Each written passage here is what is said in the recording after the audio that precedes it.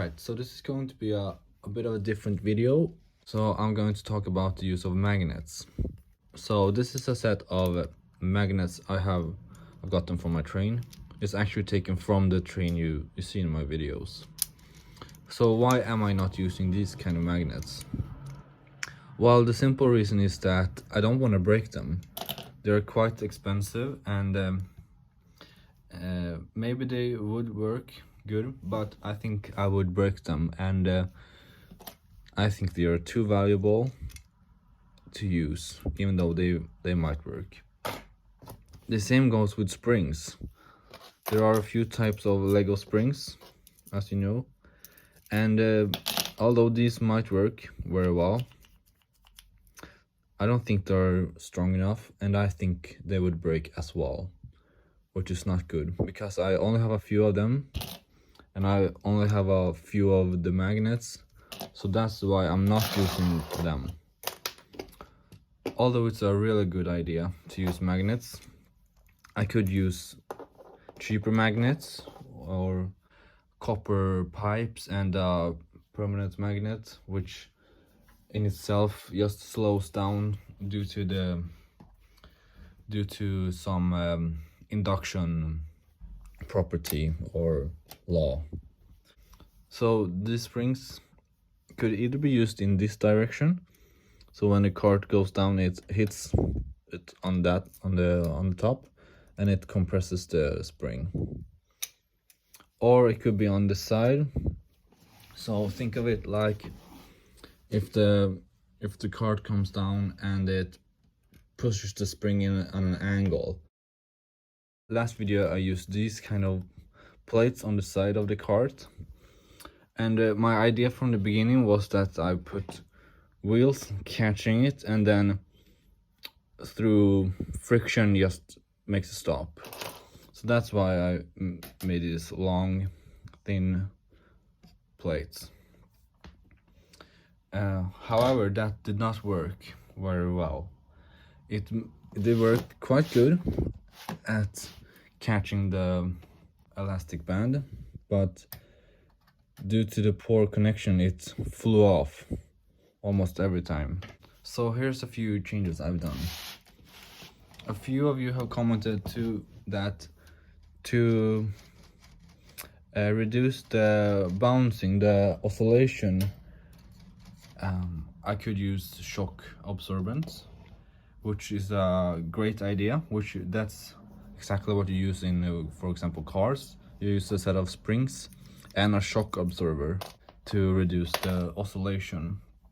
And a few of you told me to use some kind of mechanical stop. So this is what I have done here. So when the cart comes down, it hits these levers, pulls up, and then on the way up it traps them.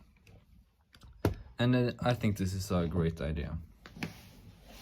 And to release it, you just find the one that is in tension. Whoops. And maybe break a few, but that's fine.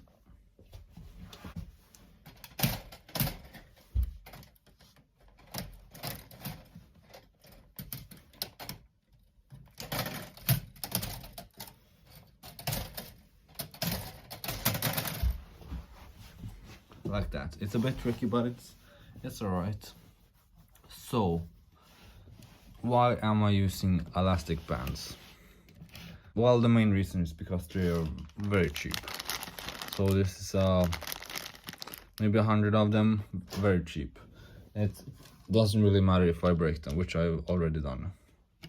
So my plan now is to use add-on elastic bands on both sides.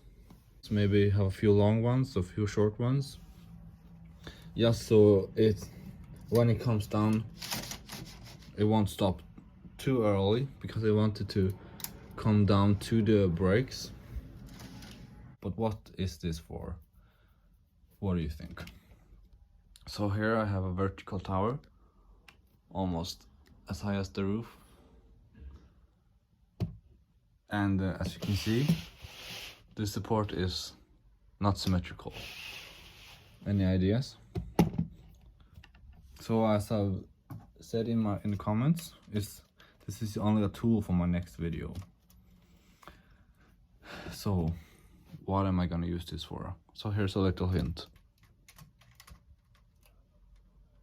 Here's a part. The next part. What do you think? Any ideas? Well, you can go ahead and guess in the comments. So now I want you to say what you think. Any ideas? Should I actually try the springs? Should I try to figure out how to use this motor? Should I only use wheels like this? Should I only use wheels and in some way only let the wheels be the springs? I don't know. Maybe connected to this, maybe like that. I don't know. Should I use magnets? Should I use magnets at the bottom? Should I actually risk breaking a few of my magnets? I mean, I have a few trains, but this is expensive parts, and the elastic bands are not so expensive. So yeah, that's it.